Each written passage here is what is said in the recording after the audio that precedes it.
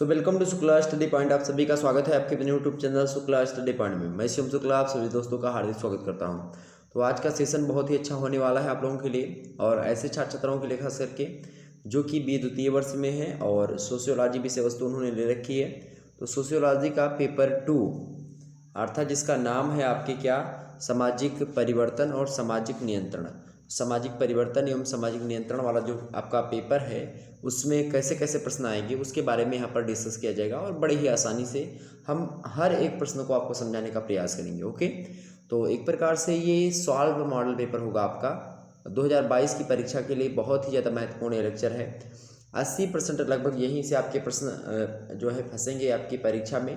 आप किसी भी विश्वविद्यालय से हैं, अगर आपके पेपर का नाम, हालांकि पेपर का नाम आपके यही होगा, तो पेपर 2 किसी ऐसा हुआ है कि किसी किसी विश्वविद्यालय में सामाजिक परिवर्तन और सामाजिक नियंत्रण था, social change and social control, ये पेपर 1 में रख दिया गया है और पेपर 2 में आपका जो है रख दिया गया है अनुकरण या फिर बोल सकते हैं जो है मतलब भारतीय समाज मुद्दे एवं समस्याएं, Indian society issues and problems, ये आपके पेपर 2 में रख दिया गया। लेकिन जो हमने आपको बताया है उसमें पेपर 1 में हमने Indian society issues and problems का मॉडल पेपर ऑलरेडी आपको दे चुके हैं, आप लोगों ने देखा होगा उसको। और एक महासंग्राम वीडियो हमने 2 घंटे की समथिंग में दी है, उसको भी अगर आप लोगों ने नहीं देखा तो देख लीजिएगा। और मैं जल्द ही इसकी भी महासंग्राम दे दूंगा। और साथ ही साथ आज का वीडियो बहुत ही ज़्यादा महत्वपूर्ण है। ऐसे ही प्रश्न आपकी परीक्षा में आएंगे, जो कि प्रश्न ये इसमें जो रखे गए बहुत ही ज़्यादा महत्वपूर्ण है। चलिए प्रारंभ करते कक्षा को बिना समय गंवाए हुए आसानी से हमारे एक मुद्दे को समझते हैं। ओके, देखिए भाई, पहला प्रश्न आपके समक्ष है। पहला प्रश्न देखने का प्रयास करेंगे। वैसे अभी पहला प्रश्न नहीं, अभी थोड़ा सा यहाँ पर देखिएगा क्या लिखा हुआ। द्वितीय वर्ष समाजशास्त्र अर्थात sociology, paper 2 social change and social control, सामाजिक परिवर्तन एवं सामाजिक नियंत्रण पेपर का नाम है। मॉडल पेपर है 2022 का। आइए चर्चा करते हैं भाई। तो आपका पेपर जो होगा वो 3 खंडों में बटा हुआ होगा, खंड आ, बा और सा। खंड आ से जो प्रश्न पूछे जाएंगे वो अति लघुते टाइप के होंगे और उनको आपको सारे के सारे प्रश्नों को करना होगा और एक प्रश्न का उत्तर आपको 50 शब्दों में लिखना होगा, ये बात भी ध्यान रखेंगे। तो आइए हम देख लेते हैं। 10 प्रश्न आपको मिलेंगे, 10 के 10 के आपको उत्तर देने हैं। पहला प्रश्न आपसे पूछा जा सकता है एग्जाम्स में, हालांकि हो सकता है ये पहला हो या दूसरा हो या तीसरा हो, इसी प्रकार से क्रमागत नहीं आएगा। जिस प्रकार से हमने सेट किया है पेपर वो अपने हिसाब से देंगे, लेकिन ये टॉपिक का ये प्रश्न आपके बहुत ही ज़्यादा महत्वपूर्ण है, तो इनको जरूर पढ़ लीजिएगा। चलिए मैं उसे बताने का प्रयास करता हूँ कि इस प्रश्न मान लेते ऐसे पूछ लिया गया तो आप इसका उत्तर कैसे लिखेंगे। तो यहाँ पर आपको सामाजिक परिवर्तन ऐसे लिख देगा अंग्रेजी में। आपको बता दूं पेपर अंग्रेजी और हिंदी दोनों में आपका होगा, ये बात आप ध्यान रखेंगे। मतलब अंग्रेजी में जो छात्र छात्राएँ हैं अंग्रेजी मीडियम वाले, उनके लिए अंग्रेजी में पेपर बनता है। मतलब कि पेपर में मतलब पेपर जो होता है अंग्रेजी हिंदी दोनों में आपको लिखा रहेगा। जैसे यहाँ पर सामाजिक परिवर्तन लिखा है तो इसके नीचे जस्ट आपको लिखा हुआ मिलेगा क्या, social change. Okay, social change आपको इसके नीचे लिखा हुआ मिलेगा। तो आप परेशान मत होइएगा, पेपर में आपको दोनों भाषाओं में जो है पेपर आपका छपता है। प्रश्न क्या है पहला कि सामाजिक परिवर्तन ऐसे लिख दिया गया और मतलब कि अब इसका मतलब क्या है। इसका मतलब जब भी आपको ऐसे लिखा हुआ मिले इसका मतलब है उस पर्टिकुलर जो शब्द लिखा हुआ है उसकी आपको मीनिंग पता होनी चाहिए और उसकी परिभाषा एक आध विद्वान के अनुसार अगर पता है तो आप आसानी से लिख देंगे तो आपको अच्छे अंक प्राप्त होंगे। तो प्रश्न क्या है भैया, प्रश्न पहला है कि सामाजिक परिवर्तन किसे कहते हैं, या फिर ऐसे प्रश्न पूछ ले कि सामाजिक परिवर्तन क्या है। तो आप लिखेंगे कि प्रत्येक समाज की अपनी एक संरचना होती है, अपने व्यवहारिक मूल्य होते हैं हर एक समाज के, कुछ मानदंड होते हैं, कुछ मापदंड होते हैं, कुछ पर्टिकुलर नियम होते हैं समाज के, कुछ कायदे होते हैं, कुछ रूढ़ियाँ होती हैं, तो कुछ समाज के अपने जो है परंपरा होती है। तो ये तमाम सारी चीज़ें होती हैं और इन सभी से मिलकर के समाज की संरचना बनती है। तो यही हमने बताया कि प्रत्येक समाज की क्या होती है, एक संरचना होती है और सामाजिक कार्यों को संचालित करने की अपनी अलग अलग विधि होती है। प्रत्येक समाज की अपनी अलग अलग विधि होती है कि वो अपने सामाजिक कार्य को कैसे करेंगी। इसको लेकर के कई सारी विधियाँ होती हैं और इस संरचना या व्यवहारिक मूल्य या जो कार्य करने की विधियाँ होती हैं, जब समाज की संरचना में, समाज के व्यवहारिक मूल्यों में, समाज के कार्य विधियों में जब निरंतर परिवर्तन हो, क्या, जब निरंतर परिवर्तन होता रहता है। ये बात अलग है कि कुछ समाजों में परिवर्तन बहुत ही धीमी गति से होता है अर्थात मंद गति से होता है, तो कुछ समाजों में सामान्य गति से परिवर्तन होता है, कुछ समाजों में आप देखेंगे तो बहुत तेज गति से परिवर्तन होगा अर्थात तीव्र गति से परिवर्तन होगा। तो ये परिवर्तन चाहे धीमे हो, चाहे तेज हो, चाहे मध्यम हो, किसी भी प्रकार का परिवर्तन होता है समाज की संरचना में, समाज के व्यवहार में, समाज के मूल्यों में, समाज के मापदंडों में, समाज की कार्यविधियों में, कार्यप्रणालियों में, या किसी भी प्रकार की समाज से संबंधित चीज़ों में अगर परिवर्तन होता है, और कैसा परिवर्तन, निरंतर परिवर्तन, चाहे वो धीमे धीमे हो, चाहे वो तेज तेज हो, तो इस प्रकार के परिवर्तन को हम सामाजिक परिवर्तन के नाम से जानते हैं, या इस प्रक्रिया को समाजशास्त्रीय भाषा में सामाजिक परिवर्तन अर्थात सोशल चेंज कहते हैं। इतनी बात आप लिख देंगे, एग्जाम्स में आपको अच्छे अंक प्राप्त होंगे। बोलो इतने बात समझ में आई कि नहीं आई? सामाजिक परिवर्तन के कई कारण हो सकते हैं, जैविकीय कारक हो सकते हैं, कुछ आपके जो है और भी तमाम सारे कारक आप बता सकते हैं, चूँकि हमने आपको पढ़ाया है, और अगर आपको नहीं पता तो हमने लगभग जो है 10-12 वीडियो आपको अच्छे तरीके से समझाने का प्रयास किया है। तो आगे हम बढ़ते हैं, और आपको बता दें जैसे समाज की बात की जाए, मतलब सामाजिक परिवर्तन की बात की जाए, तो एक विद्वान है जो है मैकाइवर पेज का आपने नाम सुना होगा। उन्होंने कहा कि समाज जो होता है सामाजिक संबंधों का जाल होता है। तो उन्होंने इस बात को आधार बनाया, और इस बात को आधार बनाने के बाद में मैकाइवर और पेज महोदय कहते हैं कि समाजशास्त्री होने के नाते हमारी विशेष अभिरुचि प्रत्यक्ष रूप से सामाजिक संबंधों से है। केवल इनमें होने वाले परिवर्तन को हम सामाजिक परिवर्तन कहेंगे। ऐसा कौन बताता है? तो ऐसा मैकाइवर और पेज बताते हैं। चूँकि उन्होंने पहले ही कह दिया था समाज की परिभाषा को देते हुए कि समाज जो होता है सामाजिक संबंधों का क्या होता है? जाल होता है, और जब इसी जाल में परिवर्तन होता है तो हम उसको सामाजिक परिवर्तन कहते हैं। ये बात मैकाइवर और पेज ने कहा था।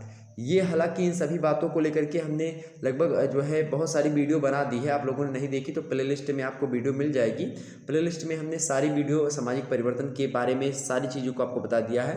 सामाजिक नियंत्रण के बारे में भी हमने नहीं समझाया था, तो मैं आगे के लेक्चर्स और आपको दे दूंगा अगर आप लोग कहेंगे तो आप लोग परेशान मत होइएगा। ओके, वहीं अलग अलग विद्वान अलग अलग तरीके से सामाजिक परिवर्तन को परिभाषित करते हैं। आगे हम बढ़ते हैं। हालांकि समाजशास्त्र की मतलब कि सामाजिक परिवर्तन की कई सारी विशेषताएं होती हैं। अगर आपसे सामाजिक परिवर्तन की विशेषताएं पूछेगा तो आप अभी एक प्रश्न हमने रखा है, इसके बाद में तो हम सामाजिक परिवर्तन की विशेषताओं के जब प्रश्न आपको आएगा तो उसमें हम सामाजिक परिवर्तन की विशेषताओं के बारे में आपको बता देंगे। ओके, तो आप लोग परेशान मत होइए कि सर जी आपने विशेषताओं को नहीं बताया। मैं अभी सामाजिक परिवर्तन की विशेषताओं को भी बताऊँगा, और इसके जो है तमाम सारे कारकों को लेकर के भी हमने प्रश्न रखे हैं, तो मैं इनके विभिन्न कारकों के बारे में भी आपको बताऊँगा। ओके, चलिए आगे बढ़ते हैं। अगला प्रश्न, दूसरा प्रश्न देखिएगा, अति लघुत्तर टाइप का प्रश्न है। प्रश्न पूछा जा सकता है एग्जाम्स में कि प्रौद्योगिकी को परिभाषित कीजिए। क्या भैया? प्रौद्योगिकी को परिभाषित कीजिए। तो आपको पता होगा कि सामाजिक परिवर्तन जो होता है उनमें एक कारक होता है प्रौद्योगिकीय कारक। तो प्रौद्योगिकीय कारक जो होता है उसके कारण से भी क्या होता है? समाज में परिवर्तन होता है। सामाजिक मापदंडों, सामाजिक मूल्यों, सामाजिक परंपराओं में या सामाजिक संबंधों में परिवर्तन होता है। और जब भी इनमें निरंतर एक दिशा में सही तरीके से परिवर्तन होता है, चाहे वो धीमा हो, चाहे वो तेज हो, चाहे मंद हो, तो किसी भी प्रकार का परिवर्तन हो लेकिन निरंतर चलता हो, तो उसी को हम क्या कहते हैं? सामाजिक परिवर्तन या उद्विकास बोल सकते हैं। ठीक, तो प्रौद्योगिकी को परिभाषित कीजिए। तो आप लिखेंगे प्रौद्योगिकी के बारे में। एक व्यक्ति हैं कार्ल मार्क्स, और कार्ल मार्क्स जबकि आपको पता होगा वर्ग संघर्ष की विचारधारा भी इन्होंने दी है। तो ये कहते हैं प्रौद्योगिकी को परिभाषित करते हुए कार्ल मार्क्स महोदय कि प्रौद्योगिकी, लिखिएगा सभी लोग, कि प्रौद्योगिकी प्रकृति के साथ मनुष्य के कार्य करने का ढंग तथा उत्पादन के उन तरीकों को स्पष्ट करती है जिनके द्वारा व्यक्ति जीवित रहता है तथा अपने सामाजिक संबंधों और मानसिक धारणाओं के स्वरूप का निर्धारण करता है। ये बात किसने कही? ये कार्ल मार्क्स महोदय ने कही। एक व्यक्ति है मैकाइवर पेज, बड़ा फेमस नाम है समाजशास्त्र की भाषा में, और मैकाइवर और पेज कहते हैं प्रौद्योगिकी की परिभाषा को देते हुए कि प्रौद्योगिकी में होने वाले परिवर्तनों को हम सुगमता से देख सकते हैं, अर्थात सही तरीके से, अच्छे तरीके से, बड़ी सरल तरीके से देख सकते हैं। और प्रौद्योगिकी एक ही दिशा में आगे बढ़ती है, अतः लंबी अवधि तक प्रौद्योगिकी के समाज पर निरंतर पड़ने वाले प्रभाव का पता लगा सकते हैं। साथ ही प्रौद्योगिकी मूर्त होती है, माप योग्य होती है और प्रदर्शन की योग्य होती है, और इसीलिए प्रौद्योगिकी के समाज पर पड़ने वाले प्रभाव का अध्ययन किया जा सकता है। ओके, ये बात मैकाइवर और पेज महोदय ने बताई। प्रौद्योगिकी कारक की बात की जाए तो आज नवीन प्रौद्योगिकी को सामाजिक परिवर्तन का अत्यंत महत्वपूर्ण कारक माना जा सकता है। जब कभी कोई नया आविष्कार होता है तो इससे हमारे जीवन में नए सिरे से अनुकूलन करने की समस्या उत्पन्न हो जाती है। जैसे मान लेते हैं कि स्वयं भारतीय समाजों में मशीनों के द्वारा उत्पन्न जो उत्पादित होने वाले जो हमारे चीज़ें हैं, वस्तुएं हैं, उनके द्वारा हमारे सामाजिक संबंधों में, परंपराओं में, हमारी जाति व्यवस्था में, रूढ़िवादी विश्वासों में और समाज की संरचना में बहुत ज़्यादा परिवर्तन हो चुके हैं। कुछ समय पहले तक इनकी कल्पना भी नहीं हम लोग कर सकते थे कि हाँ हमारा समाज कैसा होगा, लेकिन आज हमारे जीवन में कोई भी सामाजिक, आर्थिक, धार्मिक तथा राजनीतिक संस्था ऐसी नहीं है जो तकनीकी विकास के कारण प्रभावित ना हुई हो। आप देखते हैं पहले लोग जो है आपस में बैठ करके जो है चार लोग बातें किया करते थे गाँव वगैरह में कहीं पर। आज क्या है, चार लोगों के पास अलग अलग जो है मोबाइल है, सभी के पास, सभी लोग जो है व्हाट्सएप और फेसबुक के जरिए जो है अपना व्यवहार बढ़ा रहे हैं और आपस में बैठ करके जो है 10 मिनट या आधे घंटे कभी किसी से बात करना पसंद नहीं करते। तो ये अलग अलग तरीके से प्रभावित, ये जरूरी नहीं कि इसी क्षेत्र में हुआ हो, किसी भी क्षेत्र में आप देखेंगे तो प्रौद्योगिकी कारकों का बहुत ज़्यादा प्रभाव। प्रौद्योगिकी माने होता है कोई नया आविष्कार हो जाए। तो नया आविष्कार जैसे मान लेते हैं पहले आप पेड़ के नीचे हवा खाते थे, आज पंखे मिल रहे हैं आपको अच्छे हवा देने वाले, या फिर कूलर मिल रहा है, एसी, तो मान लेते आपको पंखा नहीं चलाना तो एसी लगवा लिया घर में। तो ये कई प्रकार के जो है आइटम बन चुके हैं, कई प्रकार की वस्तुएं आ चुकी हैं जो कि हमको हमारे दैनिक जीवन को, हमारे सामाजिक मूल्यों को, हमारे सामाजिक विश्वासों को दूर किया है। आप देखेंगे सामाजिक विश्वास में धार्मिक क्षेत्रों में भी जो है प्रौद्योगिकी कारकों से धार्मिक के क्षेत्र में भी प्रभाव पड़ा है। लोग जो है अयोध्या में मान लेते कहीं पर कोई कथा हो रही, राम कथा, लेकिन कोई कश्मीर का व्यक्ति बैठा हुआ, कश्मीरी पंडित उसको सुन रहा है। या इसी प्रकार से अलग अलग स्थानों पर अलग अलग समय में जो कुछ भी हो रहा है वो उन तक सारी चीज़ें वहीं पहुंच रही हैं। आप देखते होंगे कि कहते हैं कि हाँ यात्रा यहाँ की करनी, वहाँ देखना है हमको, कश्मीर की घाटियाँ देखनी है, तो कहीं ना कहीं पे वो सब आपको घर बैठे ही गूगल आप करेंगे मिल जाएगा। तो ये सब प्रभाव पड़ा है, नहीं कि पड़ा है, बहुत ज़्यादा प्रभाव पड़ा है। तो यही चीज़ आप इसमें समझा सकते थे, कोई दिक्कत की बात नहीं है। आगे समझते हैं अगला प्रश्न। अगला प्रश्न आपके समक्ष है 3रा नंबर, प्रगति को परिभाषित कीजिए। प्रगति क्या होती है? प्रगति भी एक प्रकार का परिवर्तन ही होती है। और प्रगति की बात की जाए तो समाज के द्वारा निर्धारित आदर्शों व मूल्यों को सामने रख करके या समक्ष रख कर परिवर्तन किए जाते हैं तथा जो समाज की दृष्टि से हितकर हो उसे हम प्रगति कहते हैं। अर्थात ऐसा परिवर्तन जो कि समाज की दृष्टि से क्या हो, समाज की दृष्टि से क्या होता है मेरे प्यारे दोस्तों, समाज की दृष्टि से हितकर हो। अर्थात समाज ऐसी दिशा में समाज का परिवर्तन हो जो कि समाज के लिए और समाज में रह रहे लोगों के लिए हितकारी हो, लाभकारी हो, उस प्रकार के परिवर्तन को हम प्रगति कहते हैं। एक व्यक्ति हैं LF वार्ड, और LF वार्ड महोदय प्रगति की परिभाषा को देते हुए कहते हैं कि प्रगति वह है जो मानव सुख में वृद्धि उत्पन्न करती है। अर्थात प्रगति क्या है? मानव में सुख उत्पन्न करने का एक साधन बोल सकते हो आप। LF वार्ड महोदय कहते हैं कि प्रगति वह है जो मानव सुख में वृद्धि उत्पन्न करती है। समझ में आ गई बातें?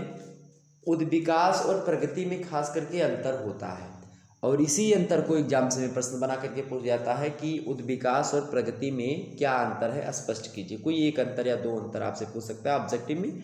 लिखित में पूछेगा तो 4-5 अंतर आप अगर लिख देंगे, 6 अंतर लिख देंगे तो हो जाएगा आपका। अगर दीर्घ उत्तरीय में पूछेगा तो आप विस्तार से 10-12 अंतर आपको लिखना होगा। हालांकि उद्विकास और प्रगति में अंतर की बात की जाए तो उद्विकास में वैज्ञानिक तथ्यों का अध्ययन किया जाता है, प्रगति में नैतिक दृष्टिकोण से अध्ययन किया जाता है। क्या? उद्विकास में वैज्ञानिक तथ्यों का अध्ययन किया जाता है, जबकि प्रगति में नैतिक दृष्टिकोण से अध्ययन किया जाता है। दूसरा अंतर आप सुनिएगा, उद्विकास एक तटस्थ प्रक्रिया होती है जो समाज में घटित होती है, जबकि प्रगति जो होती है समाज के मूल्यों पर आधारित प्रक्रिया होती है। अर्थात समाज के मूल्यों में परिवर्तन होता है प्रगति में। उद्विकास किसी भी दशा में परिवर्तन होता है, चाहे वो अच्छा परिवर्तन हो और चाहे बुरा परिवर्तन हो, चाहे स्थिति जो है उत्थान की हो और चाहे स्थिति अवनति की हो, चाहे अवनति हो चाहे उन्नति हो, दोनों में परिवर्तन होता है। तो विकास दोनों तरीके से हो सकता है, कहीं बढ़ भी सकता है समाज और घट भी सकता है, ठीक। जबकि अवनति निम्नतर स्थिति की ओर ले जाती है, तो प्रगति जो होती है अच्छाई की ओर ले जाती है। प्रगति में हमेशा आप देखेंगे कि मानव की क्वालिटी में, मानव की जो उसके गुण है उसमें हमेशा वृद्धि ही देखी जा सकती है, या समाज के गुणों में, समाज की क्वालिटीज़ में आप देखेंगे लगातार इंक्रीज होता रहेगा। तो जब ऐसा इंक्रीज हो तो आप समझिए कि प्रगति है, अगर दोनों दिशाओं में जो हो रहा है तो आप समझिए कि ये उद्विकास हो रहा है। ठीक, ये बात समझ में आ गई आपकी? तो क्लियर हो गई बातें, कोई दिक्कत की बात नहीं होनी चाहिए। तो अब कभी कभी मान लेते हैं आपसे पूछ ले कि सामाजिक परिवर्तन एवं सामाजिक उद्विकास में क्या अंतर होता है। तो सामाजिक परिवर्तन का संबंध समाज की संरचना से, समाज के कार्यों से और पारस्परिक संबंधों या पारस्परिक विचारों से परिवर्तन होता है। अगर पारस्परिक विचारों में, पारस्परिक संबंधों में, किसी भी व्यक्ति के या समाज के या समाज की संरचना में, समाज के कार्यों में अगर उनमें परिवर्तन होता है तो सामाजिक परिवर्तन हो समझा जाता है। जबकि उद्विकास की बात की जाए तो उद्विकास की अवधारणा समाज की संरचना व कार्यों में परिवर्तन से होती है। समाज की संरचना और कार्यों में जब परिवर्तन होता है तो उसको हम उद्विकास कहते हैं, लेकिन जब समाज की संरचना में परिवर्तन हो, उसके कार्यों में परिवर्तन हो, पारस्परिक संबंधों या विचारों में भी परिवर्तन हो जाए तो इस प्रकार के परिवर्तन को हम सामाजिक परिवर्तन कहते हैं। और बात की जाए पहले के समाज की संरचना सरल थी और उसके कार्य सरल थे। आज की समाज की संरचना जो है और कार्य जटिल हो चुके हैं, कठिन हो चुके हैं। सामाजिक परिवर्तन विभिन्न कारकों का परिणाम है, जबकि सामाजिक उद्विकास की बात की जाए तो किसी कारक का परिणाम ये नहीं है। सामाजिक उद्विकास या सामाजिक परिवर्तन की कोई निश्चित दिशा नहीं होती है। सामाजिक परिवर्तन अच्छा भी हो सकता है, सामाजिक परिवर्तन बुरा भी हो सकता है, जबकि सामाजिक उद्विकास की एक प्रक्रिया एक निश्चित दिशा में होती है। अगर उद्विकास हो रहा है तो कहो कि अच्छी दिशा में ही हो, और कहो कि फिर बुरी दिशा में, तो एक निश्चित दिशा इसकी फिक्स होती है कि किस दिशा में उद्विकास हो रहा है।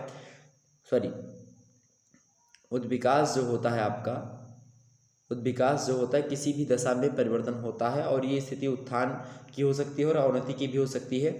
लेकिन सामाजिक परिवर्तन भी ऐसे होता है, लेकिन उद्विकास की जो परिवर्तन की दिशा होती है, उद्विकास की परिवर्तन की दिशा निश्चित मतलब कि निश्चित होती है कि हाँ ये सही की ओर हो रहा है, फिर या एक प्रकार से गलत हो रहा है, ये निश्चित होता है। लेकिन जो सामाजिक परिवर्तन होता है ये निश्चित नहीं होता कब क्या हो जाए। ठीक है, तो ये बात क्लियर होगी आपकी। आगे समझते हैं अगला प्रश्न। चौथा नंबर प्रश्न आपके समक्ष आ चुका है भाई। चौथा नंबर प्रश्न है कि औद्योगिकरण की कोई 4 विशेषताएं बताइए। तो पहली विशेषता लिखिएगा औद्योगिकरण की भाई। पहली विशेषता औद्योगिकरण है क्या? तो औद्योगिकरण साधारण भाषा में अगर बात की जाए तो हम कह सकते हैं कि जब हाथ में, या क्या लिखेंगे कि जब हाथ से निर्मित वस्तुओं की जगह मशीनों द्वारा अधिक मात्रा में उत्पादन किया जाने लगता है तो इसे ही हम औद्योगिकरण कहते हैं। बृहत रूप में औद्योगिकरण एक ऐसी प्रक्रिया होती है जिसके द्वारा वस्तुओं और सेवाओं का बड़ी मात्रा में उत्पादन करके प्राकृतिक संसाधनों का अधिक से अधिक उपयोग करने का प्रयत्न किया जाता है।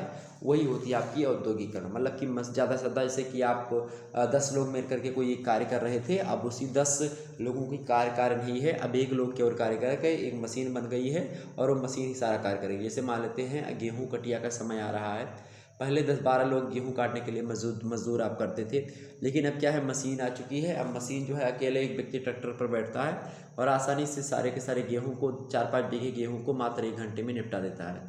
तो ये क्या हुआ, अब बहुत कम समय में और ज़्यादा कार्य हो गया। तो ये इसी को औद्योगिक मतलब किसी को क्या कहते हैं, इसी को औद्योगिकरण कहते हैं। उद्योगों का विकास हुआ है।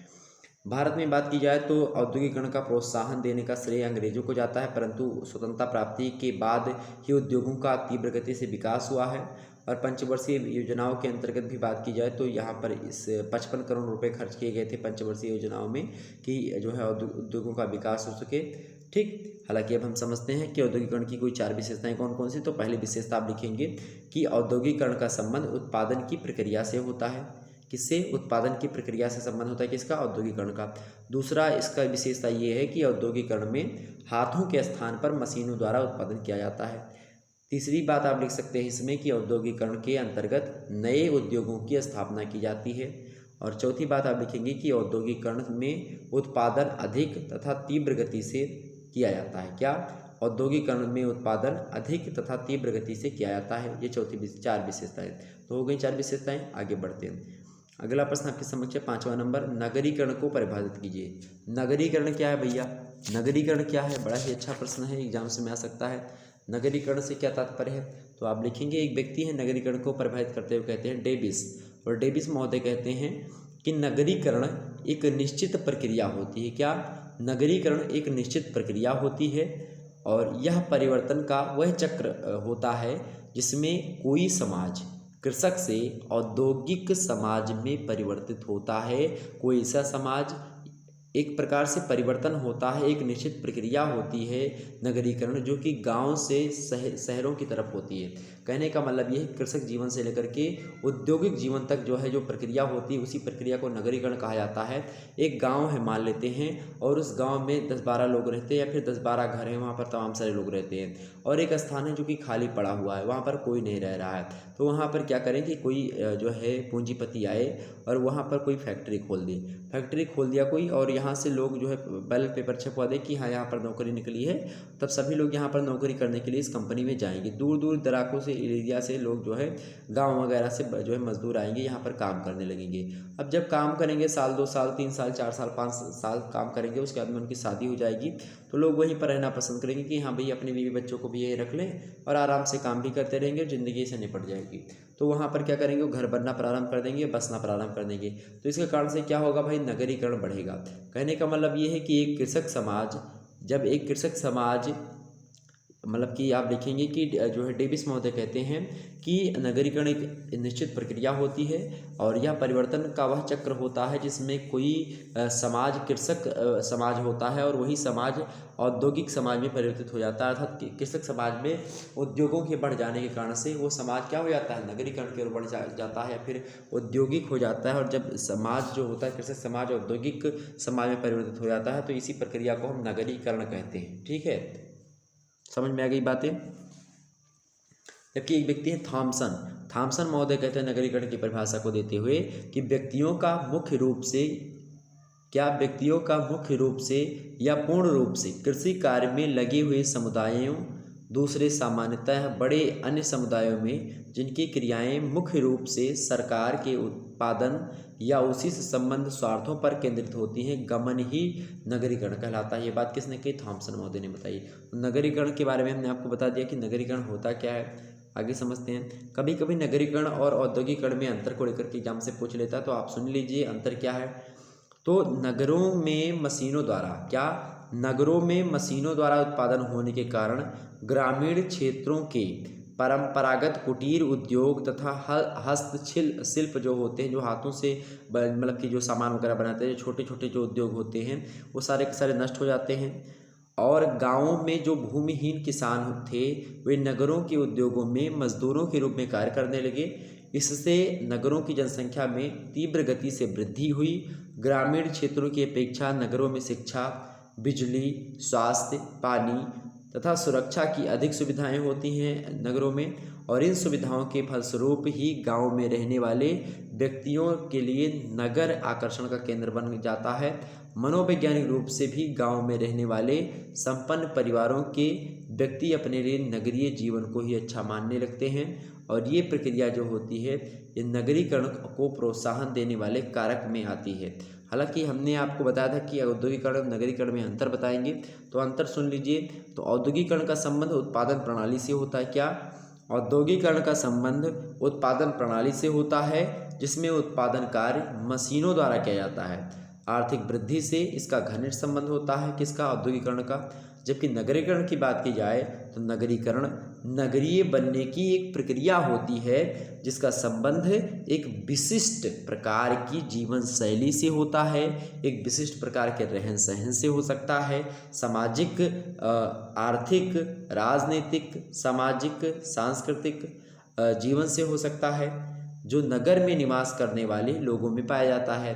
तो एक ऐसा संबंध जो कि एक विशिष्ट प्रकार की जीवन शैली से, रहन सहन से, सामाजिक, आर्थिक, सांस्कृतिक, राजनीतिक जीवन से जो नगरों में निवास करने वाले होते हैं उनके लोगों में पाया जाता है, उसी ओर जो है परिवर्तन होने की जो प्रक्रिया होती है उसी को हम नगरीकरण कहते हैं। जबकि औद्योगिकरण मतलब होता है कि मशीनों जो कार्य छोटे छोटे जो है व्यापारी लोग करते थे या फिर जो छोटे छोटे कार्य करते थे लोग जो कि हाथों से करते थे, अब वही कार्य मशीन ले लेती है, तो उसी को औद्योगिकरण कहते हैं। ठीक है, सिंपल सी चीज़ है। आगे आप अंतर बता सकते हो कि औद्योगिकरण की प्रक्रिया एक संकुचित प्रक्रिया होती है जिसका संबंध केवल उत्पादन प्रणाली से होता है। तो औद्योगिकरण केवल आर्थिक जीवन पर ही प्रभाव डाल सकती है या अर्थतंत्र से केवल मतलब कि आर्थिक है, जबकि ये सामाजिक, सांस्कृतिक, राजनीतिक सब कुछ है। कौन? जो आपका जो है नगरीकरण होता है। तो औद्योगिकरण की प्रक्रिया एक संकुचित प्रक्रिया होती है जिसका संबंध केवल उत्पादन प्रणाली से होता है, जबकि नगरीकरण की एक प्रक्रिया जो होती है वो एक विस्तृत प्रक्रिया होती है जिसका संबंध सभ्यता, संस्कृति, धर्म, अर्थव्यवस्था, राजनीतिक, इन सभी जीवन से संबंध रखती है। तो ये बात क्लियर होगी आपकी। नगरीकरण और औद्योगिकरण के बारे में आपको पता चल गया, क्लियर होगी बातें। आगे समझते हैं अगला प्रश्न। नगरीकरण हो गया आपका। अगला प्रश्न है आपका 7वां नंबर, 6वां नंबर प्रश्न, संस्कृतिकरण क्या है भाई?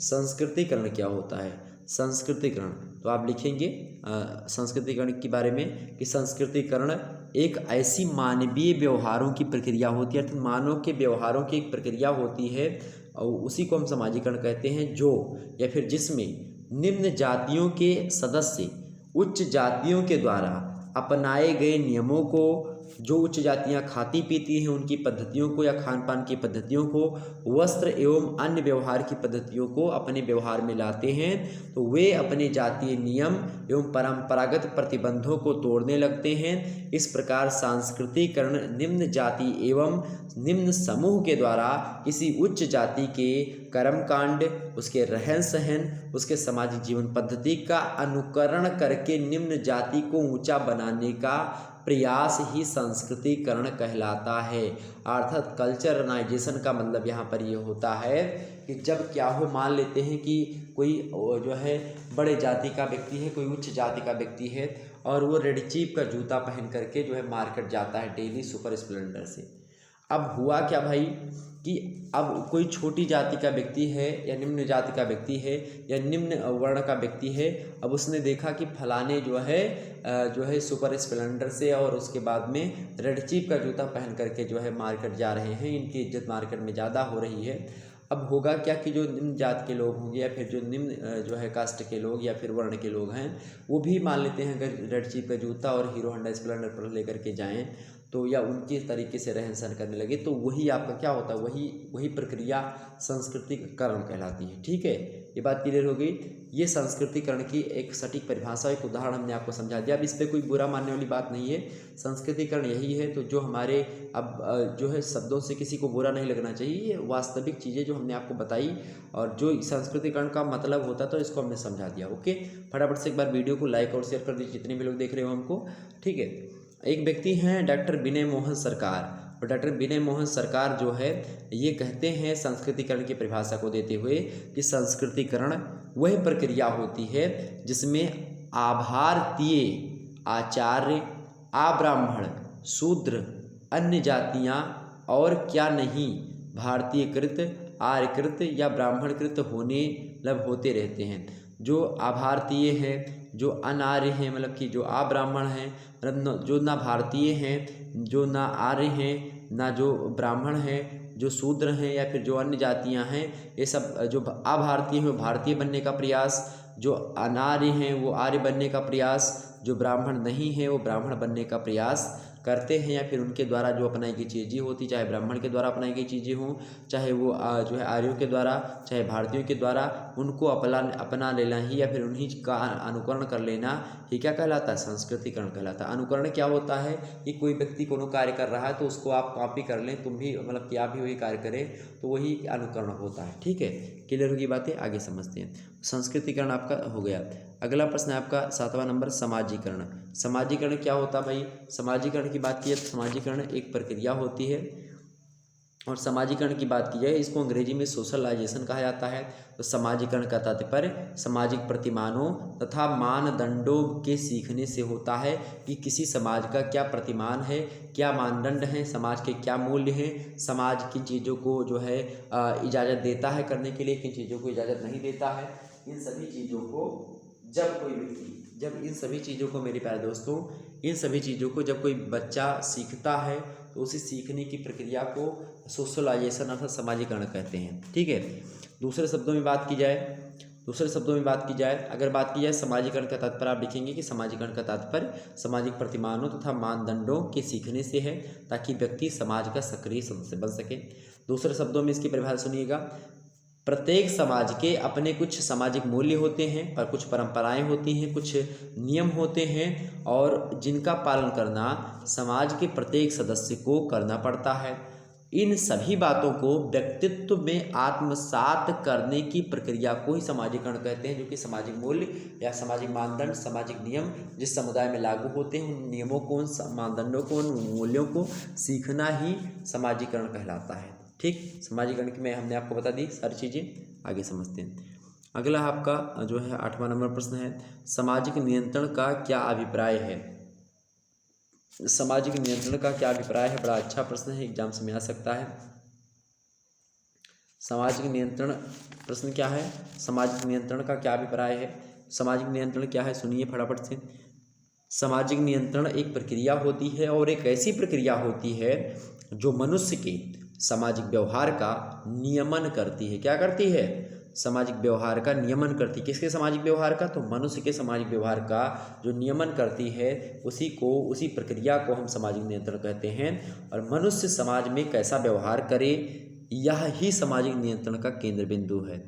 व्यक्ति का व्यवहार सामाजिक परंपराओं, रीति रिवाज हो गए, आदर्श हो गए, तमाम सारे मूल्य तमाम सारे हो गए, इन सबसे संबंधित होता है जो व्यवहार होता है मानव का।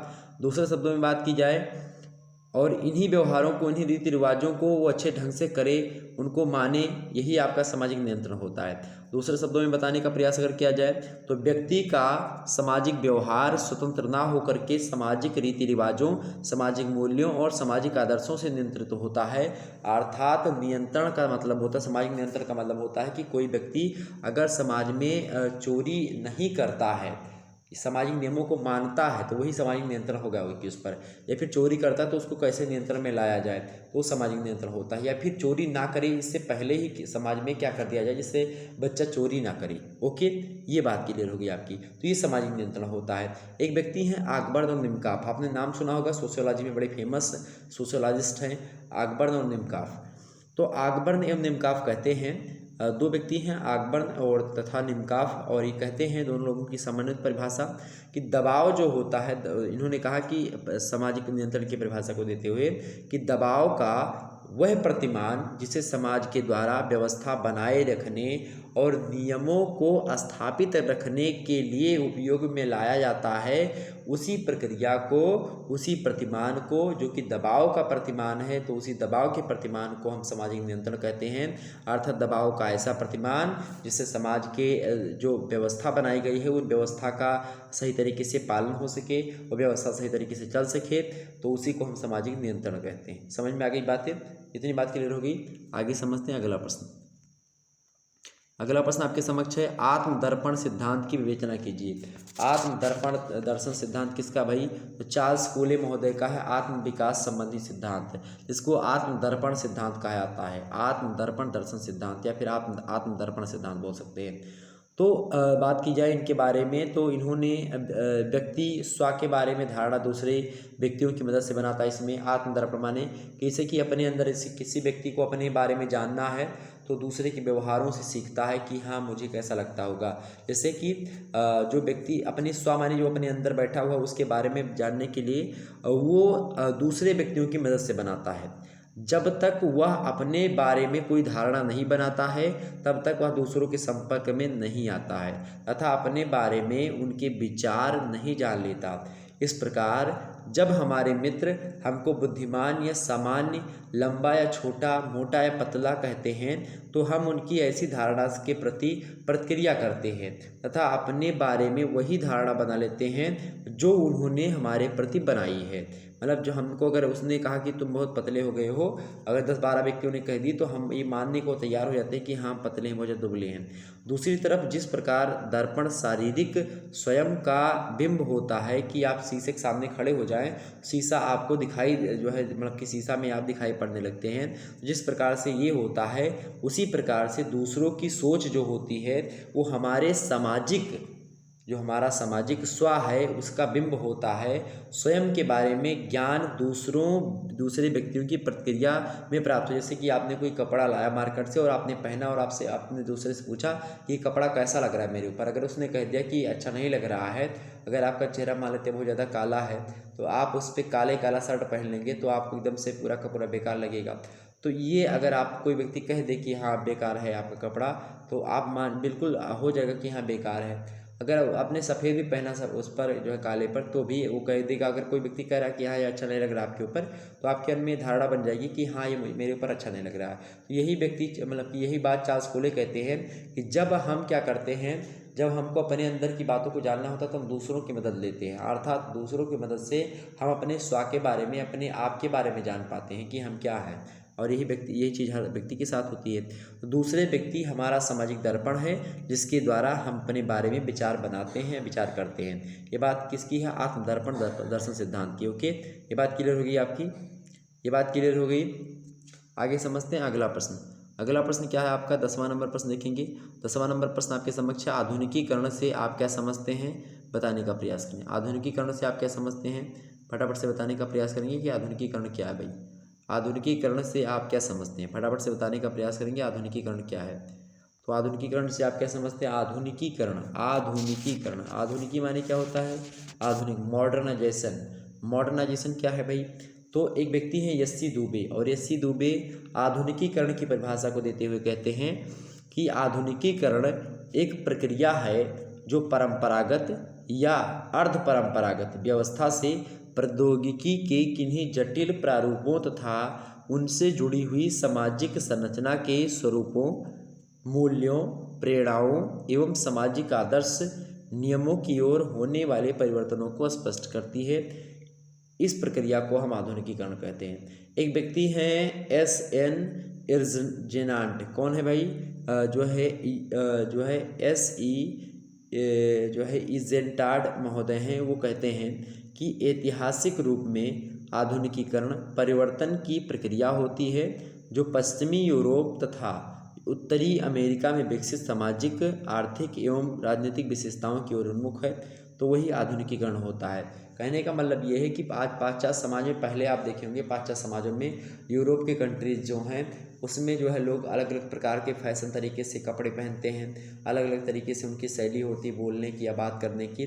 तो उसको, या फिर वो जाते हैं कहीं पर शॉपिंग मॉल में तो क्या खरीदते हैं, कैसा कपड़ा पहनते हैं, क्या पीते हैं, सुबह क्या नाश्ते में लेते हैं। तो ये सब क्या है, कपड़ा पहनते हैं तो कैसा पहनते हैं, फटा हुआ जींस पहनते हैं तो वो भी पहनेंगे तो वो लोग, हम लोग क्या कर लेंगे, अनुकरण कर लेंगे, उसका कॉपी कर लेंगे। यहाँ पर भारत वाले या फिर अन्य देशों वाले तो क्या करते हैं, कॉपी कर लेते हैं, और कॉपी करने के बाद में क्या करें, उसी हिसाब से अपने आप को सेट करना चाहें तो वही आधुनिकीकरण होता है। ठीक है, तो जब भी हम, कहने का मतलब ये पाश्चात्यकरण आधुनिकीकरण एक ही बात है। जब हम जो है पाश्चात्य विचारों पर जो है आश्रित हो जाते तो ये आधुनिकीकरण होता है। एक तो ये परिभाषा हो गई, लेकिन इसका मतलब ये नहीं कि केवल हम पाश्चात्य जो है उस पर आधारित है। जब हमारे जो है समाज में कोई नई चीज़ हो या लगातार हम जो है किसी तरीके से आविष्कार करते रहे तो वो भी आधुनिकीकरण ही आता है। जैसे कि मान लेते हैं कि आपने एक जो है पंखा बनाया, वो पंखा बहुत धीरे धीरे चल रहा था। अब उसी पंखे, मतलब आपने कोई दूसरा इसके बाद में पंखा बनाया जो कि और तेज़ चल रहा है, और तेज़ जब वो पंखा चल रहा है तो क्या हो जाएगा, वो जब दूसरा पंखा और तेज़ चल रहा है मेरे प्यारे दोस्तों, तो वो आधुनिकीकरण हो रहा है। एक प्रकार से एक प्रक्रिया हो जिसके कारण से जो पंखा कम चल रहा था वो पंखा तेज़ चल रहा है। तो ये आपका क्या हो गया, ये आपका क्या हो गया मेरे प्यारे दोस्तों, यही आपका आधुनिकीकरण हो गया। समझ में आ गई बातें, समझ में आ गई बातें, क्लियर हो गई। चलिए आगे हम समझते हैं। और सॉरी, आगे आपका आ चुका है लघु उत्तरीय टाइप का प्रश्न। अब यहाँ पर भी आपको सभी प्रश्नों को करने होंगे। मज़ेदार बात यहाँ पर यह होगी कि आपको अथवा करके दिया जाएगा प्रश्न। खंड बा की मैं बात कर रहा हूँ। इन प्रश्नों के उत्तर आपको 200 शब्दों में लिखने होंगे। आइए देखते हैं कैसे कैसे प्रश्न यहाँ से पूछे जाएंगे। तो अलग अलग यूनिवर्सिटी के अलग अलग मॉडल हो सकते हैं, लेकिन प्रश्न आपके यही आएंगे, ये बात आप ध्यान रखेंगे। दूसरा नंबर प्रश्न है कि समाजीकरण के, मतलब पूरे के पूरे पेपर का दूसरा नंबर प्रश्न है जो ऑब्जेक्टिव, जो हमने आते लघु उत्तरीय टाइप का प्रश्न बताया था, उसका जो पहला वाला मतलब कि जो पहला प्रश्न था उसमें 10 खंड थे, उन 10 के 10 को आपको करने थे। ठीक है, और ये जो दूसरा प्रश्न है इसमें देखेंगे, दूसरा प्रश्न है कि समाजीकरण के उद्देश्यों पर प्रकाश डालिए। बढ़िया प्रश्न है, एग्जाम में आ सकता है, इस प्रश्न को आप पढ़ लीजिएगा।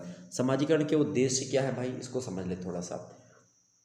तो समाजीकरण के द्वारा समाज बच्चे को यह सिखाता है कि समुदाय में घुलने मिलने के लिए किन किन बातों की आवश्यकता होती है एवं उसकी क्षमताओं का विकास करना हो बच्चे की, उसको अस्थायी तथा जो है अर्थपूर्ण मतलब कि अर्थपूर्ण संतुष्टियों को प्राप्त कराने के लिए उसे क्या जानना चाहिए, क्या सीखना चाहिए, इन सभी बातों को जो है समाजीकरण की प्रक्रिया के द्वारा उसको बताया जाता है।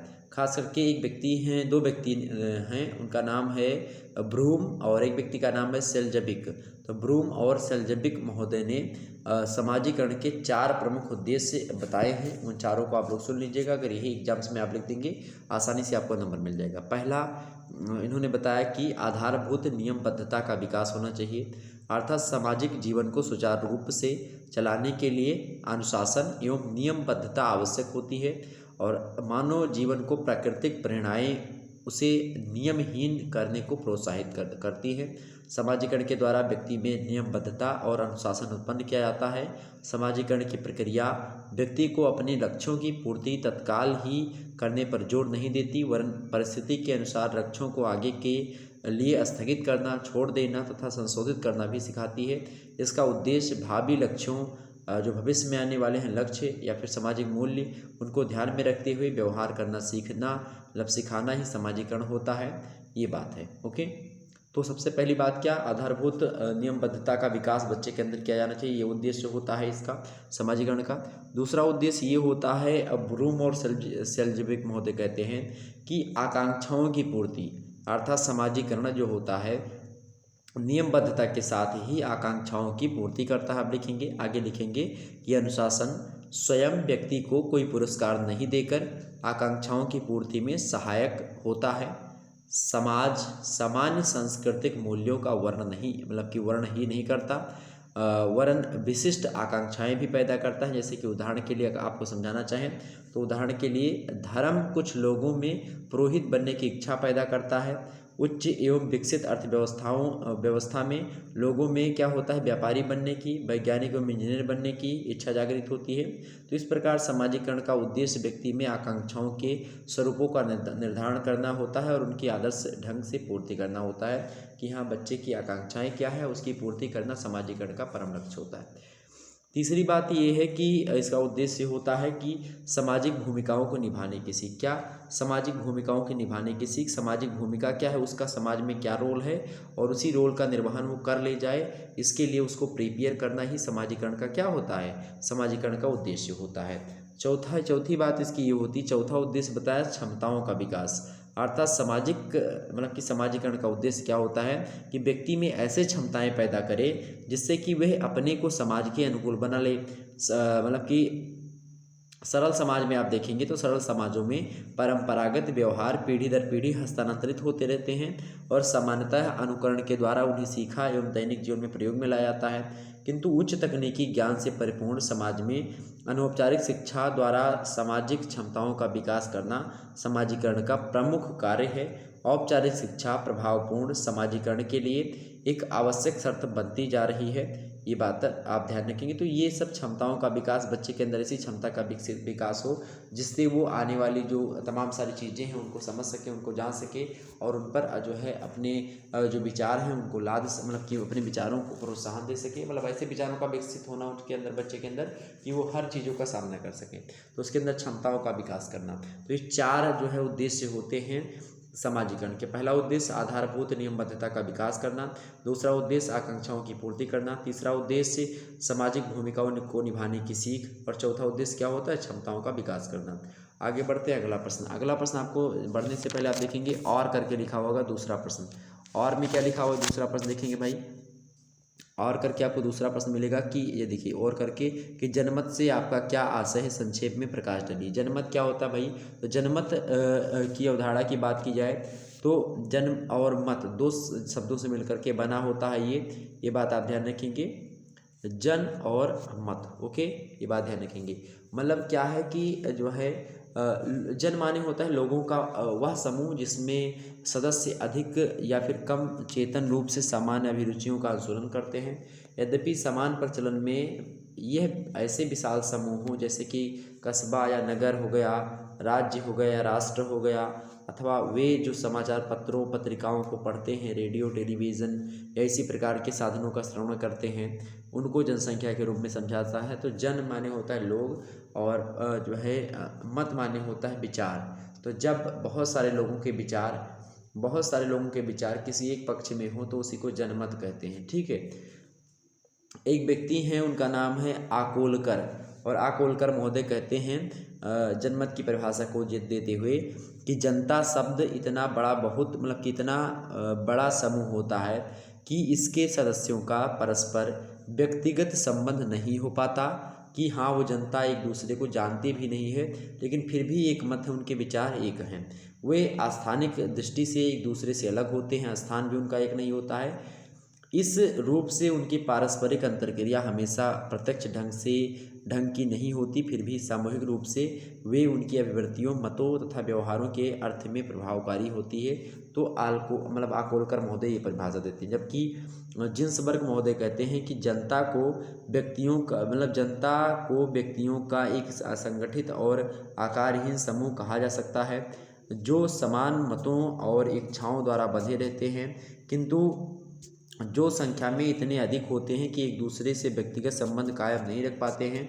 पद मत को एक विचार, एक धारणा अथवा विश्वास की अपेक्षा अधिक सशक्त कुछ सूचना अथवा प्रमाण पर आधारित विश्वास के रूप में परिभाषित किया जा सकता है, ऐसा जिन्सबर्ग कहते हैं। कुल मिलाकर के अगर आपको बताना चाहे जनमत का मतलब ये होता है कि जन माने होता है लोग और मत माने होता है विचार। मतलब ऐसी जनता, मतलब कि ऐसे लोग जो है, ऐसे लोगों का समूह जिनमें परस्पर संबंध ना हो, मतलब एक दूसरे को लोग ना जानते हो। मतलब कि हो सकता है कि 2-3-4 लोग आपस में जानते हो, 10-12 लोग एक दूसरे को जानते हो, लेकिन सारे के सारे जो जनता होती है एक दूसरे को नहीं जानती है, फिर भी वो एक ही मत होती हैं। जैसे कि आप देखते हैं, आपने देखा होगा अभी वोट पड़ा, योगी जी जीते, और अब इसमें क्या है, जनमत है, जनता का मत था कि योगी जी आए और जनता ने जो है वो किया, योगी बाबा आए। कहने का मतलब यहाँ पर ये मेरे कि जनमत मतलब कि लोग एक दूसरे को जानते नहीं थे। बहुत सारे लोग, जैसे कि जो व्यक्ति मान लेते हैं अयोध्या का था या फिर गोंडा का था, वो व्यक्ति ये नहीं जानता था कि हाँ कानपुर में जो है क्या हो रहा है, या फिर कानपुर में कौन लड़ा है, या कानपुर के व्यक्ति कौन है, या गोंडा का व्यक्ति कौन है। लेकिन फिर भी जो है उन्होंने क्या किया, योगी को वोट दिया, मतलब कि भाजपा को वोट दिया। कहने का मतलब यहाँ पर ये है मेरे प्यारे दोस्त, यहाँ पर मेरे कहने का मतलब ये है कि लोग नहीं जानते हैं जो है एक दूसरे को परस्पर, लेकिन फिर भी वो उनके विचार और उनके जो एक प्रकार से कार्य करवाने की जो इच्छा होती है कि हाँ क्या करवाना है उनसे, वो समान होते हैं। ठीक है, जनमत का मतलब यहाँ पर ये है। क्लियर हो गई बातें। अलग अलग विद्वान जैसे कि जो है जेम्स टी यंग महोदय कहते हैं कि जनमत एक आत्मचेतन समुदाय के सामान्य महत्व के प्रश्न पर तर्क संगत सार्वजनिक विवेचन के बाद का सामाजिक निर्णय होता है। और जो है बी कुप्पू स्वामी कहते हैं कि एक विशेष समय में किसी विशिष्ट समस्या के संबंध में एक छोटे या बड़े समुदाय के लोगों द्वारा स्वीकृत मत को ही जनमत कहते हैं। कि ऐसा मत जो कि स्वीकृत हो, किसके द्वारा, किसी सार्वजनिक समूह के द्वारा हो, या फिर कोई छोटा समूह, बड़ा समूह हो, उसके द्वारा कोई विशिष्ट समस्या हो, उस विशिष्ट समस्या के संबंध में कोई विचार हो, उसी विचार पर सभी लोग क्या हो जाएं, एक मत हो जाएं, वही क्या है आपका जनमत होता है। ठीक, ये बात क्लियर होगी आपकी। तो ऐसे इतना आप लिख देंगे, आपको अच्छा नंबर मिलेगा। आगे समझते हैं अगला प्रश्न। अगला प्रश्न आपके समक्ष 3रा नंबर प्रश्न देखेंगे, क्रांति तथा उद्विकास में क्या अंतर है, स्पष्ट कीजिए। तो लिखिएगा पहला अंतर क्रांति और उद्विकास में। पहला अंतर ये हो सकता है कि उद्विकास लिखेंगे, उद्विकास में परिवर्तन क्रमिक एवं धीमी गति से होता है। क्या, उद्विकास में परिवर्तन क्रमिक होता है और धीमी गति से होता है, जबकि क्रांति में बिना किसी क्रम के तीव्र गति से परिवर्तन होता है। एक बैक क्रांति होती है, इससे जो है 1857 की क्रांति एक बैक क्रांति हुई, उसमें कोई जो है क्या नहीं हुआ, क्रमिक नहीं है, ना फिर कोई धीमी गति से है, इसमें तीव्र गति से विकास होता है क्रांति में। ठीक, दूसरी बात यह है कि उद्विकास जो है एक प्राकृतिक अवधारणा होती है, जबकि क्रांति एक सामाजिक अवधारणा होती है। ठीक, ये कौन सी बात है? दूसरी बात। तीसरी बात ये कि उद्विकास स्वतः चलित प्रक्रिया होती है, उद्विकास स्वतः ही चलती है, इसमें मनुष्य का हस्तक्षेप नहीं होता है। और क्रांति जो होती है उसके लिए सजग प्रयत्न करने की जरूरी होते हैं, अर्थात उसमें व्यक्ति खुद ही हस्तक्षेप करते हैं। चौथा अंतर इन दोनों में यह है कि क्रांति में पुरानी व्यवस्था के स्थान पर नई व्यवस्था की स्थापना की जाती है, जबकि उद्विकास में उसी वस्तु या जो है सावयव में परिवर्तन आ जाता है। पांचवी बात यह है कि उद्विकास में परिवर्तन की दिशा निश्चित होती है, जबकि क्रांति की कोई दिशा निश्चित नहीं होती है। छठवीं विशेषता मतलब कि छठवां अंतर इन दोनों में कि क्रांति का कोई ना तो कोई पूर्व निर्धारित लक्ष्य होता है कि हाँ बाद में क्या होगा, जबकि विकास का कोई पूर्व निश्चित लक्ष्य क्या है, जो है क्रांति का कोई पूर्व निर्धारित लक्ष्य होता है क्रांति का, लेकिन विकास का कोई लक्ष्य नहीं होता है कि कैसा हो रहा है, क्योंकि प्राकृतिक हो रहा है, स्वतः ही हो रहा है। लेकिन मनुष्य क्रांति करता है, जैसे कि 1857 की क्रांति हुई तो उसने सोचा कि हाँ हमको देश आज़ाद करवाना, उसके लिए उसने क्रांति करी। सातवां अंतर आप लिख सकते हैं कि क्रांति का मूल कारण सामाजिक असंतोष होता है। जब समाज में असंतोष की भावना उत्पन्न होती है तब क्या होता है, तब क्रांति होती है। जबकि विकास एक स्वतः चलन की प्रक्रिया होती है, ये कोई क्रांति का मतलब कि कोई सामाजिक असंतोष का परिणाम नहीं है। आठवां अंतर आप लिख सकते हो कि विकास की प्रक्रिया अहिंसक होती है, विकास की प्रक्रिया अहिंसक है, जबकि क्रांति हिंसक व अहिंसक दोनों ही हो सकती है। विकास अहिंसक होता है, विकास में हिंसा जैसे कोई जो है भाव नहीं होता, जबकि क्रांति हिंसक भी हो सकती है, अहिंसक भी हो सकती है। नौवां अंतर आप लिख सकते हो इन दोनों में कि विकास एक सार्वभौमिक लक्ष्य होता है जो सभी कालों मतलब कि सभी समयों में घटित होता है, जबकि क्रांति का संबंध केवल समाज से होता है। 10वां अंतर आप लिख सकते हो कि विकास सरलता से जटिलता की ओर होता है। इस अर्थ में विकास कुछ निश्चित नियमों पर आधारित होता है, जबकि क्रांति के कोई निश्चित नियम नहीं होते हैं। ओके, ये बात ध्यान रखेंगे। तो ये अंतर हो गया क्रांति और विकास में। आगे देखते हैं अगला प्रश्न। अगला प्रश्न आपके समक्ष आएगा कि धर्म के प्रमुख तत्व क्या हैं। धर्म के प्रमुख तत्व क्या हैं, फटाफट से बताने का प्रयास करेंगे। मोस्ट इंपॉर्टेंट प्रश्न, धर्म के प्रमुख तत्व क्या हैं, आप बताने का प्रयास करेंगे। धर्म के प्रमुख तत्व कौन से हैं भाई? धर्म के प्रमुख तत्व कई हैं, जैसे कि बात की जाए पहला धर्म का तत्व कौन सा हो सकता है? अनुष्ठान। धर्म में क्या होता है, कोई ना कोई अनुष्ठान होता रहता है। अनुष्ठान के द्वारा क्या होता है, किसी भी सामाजिक रीति को पवित्र बनाया जा सकता है, और जो कुछ भी पवित्र होता है उसे अनुष्ठान का रूप दिया जाता है। ओके, जैसे कर्मकांड हो गया, अनुष्ठान, ये सब आप देखते हैं। ठीक, अनुष्ठान धर्म में होता है। दूसरी बात अनुभूतियाँ। अनुष्ठानों का एक प्रयोग यह भी है कि वे उचित भावनाओं को जागृत करते हैं। धार्मिक भावनाओं से धर्म के साधनों एवं प्रविधियों को समर्थन प्राप्त होता है। नम्रता हो गया, आपका आदर हो गया, भय हो गया, ये सब धार्मिक भावनाएं हैं। और किंतु कभी कभी रोमांच एवं आतंक भी प्रदर्शित करता है। तो कहने का मतलब है कि अनुभूति कुछ ना कुछ हो गया। अनुष्ठान, अब धर्म में पहला तत्व क्या है? अनुष्ठान। दूसरा क्या हो गया आपका? अनुभूतियाँ। तीसरा तत्व कौन सा हो सकता है धर्म का? तीसरा तत्व है आपका विश्वास। धर्म जो होता है विश्वास का जो है विश्वास ही धर्म का क्या होता है? आधार होता है। तो विश्वास अगर नहीं तो धर्म में आपकी कोई रुचि नहीं, बेकार है फिर धर्म। चौथी बात यह है कि संगठन भी धर्म में होता है। कई सारे संगठन होते हैं, धार्मिक संगठन होते हैं, जो कि धार्मिक समूह होते हैं, जो कि जो है इसको धर्म को आगे बढ़ाने में जो है भूमिका निभाती है। पांचवा तत्व होता है प्रतीक और पौराणिक गाथाएं। कुछ प्रतीक होता है अपने अपने धर्म का कि हाँ ये धर्म का मेरे प्रतीक है, और जैसे मूर्ति हो गया, मंदिर हो गया, मस्जिद हो गया, झंडे हो गए, विशेष प्रकार की पोशाक हो गए, ये सब धार्मिक प्रतीक होते हैं। इसी प्रकार प्रत्येक धर्म में कुछ कहानियाँ होती हैं, कुछ कथाएं होती हैं, जिसमें ईश्वरीय चमत्कारों एवं धार्मिक पुरुषों का गुणगान किया जाता है। धर्म में व्यक्ति की आस्था और विश्वास भी दृढ़ किया जाता है। तो ये धार्मिक कुछ प्रतीक और पौराणिक कथाएँ होती हैं। छठवां तत्व इसका होता है निषेध। निषेध का मतलब कि इसमें क्या होता है कि जो है व्यक्ति को मतलब कि किसी धर्म में अलग अलग तरीके से कि हाँ मुस्लिम में मदिरा नहीं पीना होता है, या जब हिंदू धर्म ग्रंथों में चोरी करना, झूठ बोलना, ये सब पाप बताया गया है। किसी के साथ हिंसा करना, छल कपट करना, ये सब नहीं करना चाहिए। तो ये सब क्या है? निषेध किया गया है जो है अलग अलग धर्मों में। तो निषेध भी जरूरी होता है धर्म के लिए। सातवां तत्व धर्म का ये है कि जो है धार्मिक संस्करण, मतलब प्रत्येक धर्म में एक संस्करण व्यवस्था पाई जाती है, जिसमें धार्मिक विशेषज्ञों, पांडे, पुजारियों, पादरियों और मौलवियों का स्थान सामान्य अनुयायियों की अपेक्षा ऊंचा होता है और उन्हें कुछ विशेष सुविधाएं एवं अधिकार भी प्राप्त होते हैं कि हाँ, ये पंडित जी हैं, ये मौलवी साहब हैं, ये पादरी हैं, ये पुजारी हैं, पंडे हैं, ये अलग अलग प्रकार से। ठीक, आगे समझते हैं। अगला प्रश्न, चौथा नंबर प्रश्न है कि प्रचार के प्रमुख साधनों का संक्षिप्त में वर्णन कीजिए। प्रचार के प्रमुख साधनों का संक्षिप्त में वर्णन कीजिए, मोस्ट इंपॉर्टेंट प्रश्न है। तो प्रचार के लिए पहला साधन कौन सा हो सकता है? अगर आपको किसी चीज़ का प्रचार करवाना तो पहला साधन क्या होगा भाई? प्रेस एवं समाचार पत्रों के माध्यम से आप प्रचार करवा सकते हैं। वर्तमान युग में तो खूब धड़ल्ले के साथ इसी से हो रहा है, टीआरपी के चक्कर में मतलब खूब हो रहा है प्रचार। तो दूसरा क्या भाई? चलचित्र, मतलब कि कोई मान लेते हैं सीरियल आता है, उस पर आपने प्रचार करवा दिया किसी भी चीज़ का। सिनेमा मनोरंजन प्रदान करने के साथ साथ विचारों और विश्वासों को भी प्रचार करता है, जिससे सिनेमा लोग जो लोग देखते हैं वो देख सकेंगे। मेरे मोबाइल पर प्रचार आपको आता हो, दिखाई पड़ता होगा चैनल पर, तो वो भी एक प्रकार से क्या है? वो भी प्रचार है। ओके, ये बात ध्यान रखिए। आगे समझते हैं, तो वो भी एक माध्यम है। तीसरा क्या हो सकता है? रेडियो एवं टेलीविजन के माध्यम से प्रचार। चौथा तत्व कौन सा हो सकता है भाई? कौन सा साधन हो सकता है प्रचार का? चौथा, मंच, किसी मंच से प्रचार करवा दिया जाए। ठीक है, कि श्रोता सामने बैठे हैं और जो है वक्ता जो है किसी चीज़ का प्रचार, जैसे कि बड़े बड़े शो जो होते हैं उसमें आप देखते होंगे कि हाँ, उस शो को जो है जो शो ऑर्गेनाइज करता है वो कोई ना कोई बड़ी बड़ी कंपनियां होती हैं, तो वो चीज़।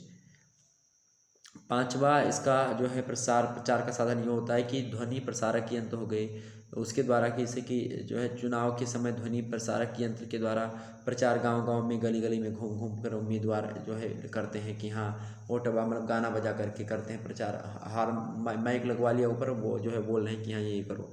छठवा हो सकता है आपका शिक्षा के द्वारा प्रचार किया जा सकता है, शिक्षा के द्वारा। ठीक है, तो ये तमाम सारे जो है साधन थे जो जिसके माध्यम से प्रचार के साधनों में आप देख सकते हैं।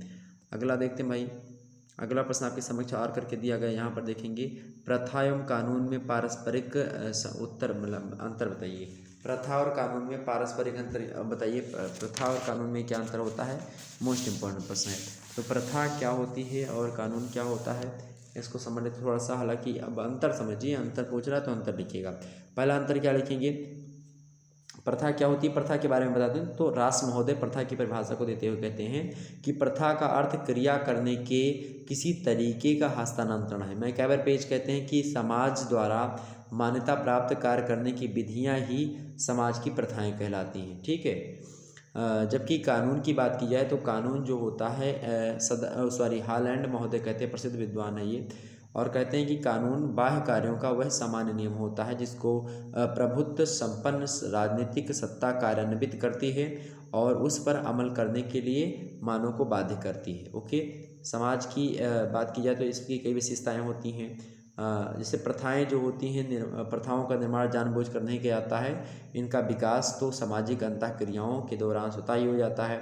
आप कानून की बात किया तो समाज के संचालन के लिए कानून की आवश्यकता होती है। कानून संप्रभु का आदेश है, कानून का संबंध मनुष्य के बाह्य आचरण से होता है, कई चीज़ें हैं। ठीक है, तो अंतर समझिए। पहला अंतर कानून और प्रथा में ये है कि कानून का निर्माण राज्य की सत्ता अथवा सरकार के द्वारा किया जाता है, प्रथाएं जो होती हैं इतिहास की देन होती हैं। दूसरा अंतर यह है कि कानून में समय और परिस्थितियों के अनुसार संशोधन या परिवर्तन किया जा सकता है, जबकि प्रथाएं जो होती हैं वो कम परिवर्तनशील होती है। प्रथाओं में परिवर्तन नहीं होता है, कम होता है। ओके, तीसरा अंतर इन दोनों में, प्रथा और कानून में, क्योंकि कानून जो होता है, कानून तोड़ने वाले को राज्य की ओर से दंड का प्रावधान किया जाता है, जबकि प्रथा की बात की जाए तो प्रथाओं का उल्लंघन करने पर आलोचना एवं निंदा की जाती है। चौथा अंतर इन दोनों में ये है कि कानून सामाजिक नियंत्रण का औपचारिक साधन है, जबकि जो प्रथाएं होती हैं वो सामाजिक नियंत्रण के अनौपचारिक साधन होते हैं। ओके, पांचवी बात यह है कि कानून का संबंध किससे होता है भाई? वही कानून का संबंध किससे होता है? तो कानून का संबंध तर्क एवं विवेक से होता है, जबकि प्रथाओं की बात की जाए तो प्रथाएं भावनाओं से संबंधित होती हैं। ओके, ये अंतर आप लिख दीजिएगा। अगला अंतर आप लिख सकते हैं, छठवां अंतर, कानून की रक्षा अदालतों के द्वारा, जजों के द्वारा और वकीलों के द्वारा की जाती है, जबकि प्रथाओं की व्याख्या ना तो किसी विशिष्ट व्यक्ति द्वारा की जा सकती है और ना ही कोई संस्था इसकी व्याख्या करती है। सातवीं बात यह है कि कानून सर्वव्यापी या सार्वभौमिक होता है, सभी के लिए बराबर होता है, क्योंकि प्रथाओं में इस गुण का प्रायः अभाव होता है। आठवीं बात यह है कि कानून किसी निश्चित भौगोलिक क्षेत्र पर निवास करने वाले समस्त व्यक्तियों पर समान रूप से लागू होता है, जबकि प्रथाओं का स्थानीय वितरण कानून की भांति नहीं होता है। ये जो है 7-8 अंतर थे, अगर आप लोग देख देते आसानी से आपको नंबर मिल जाएंगे। अगला प्रश्न है 5वां नंबर, राज्य तथा परिवार के महत्व की तुलनात्मक विवेचना कीजिए।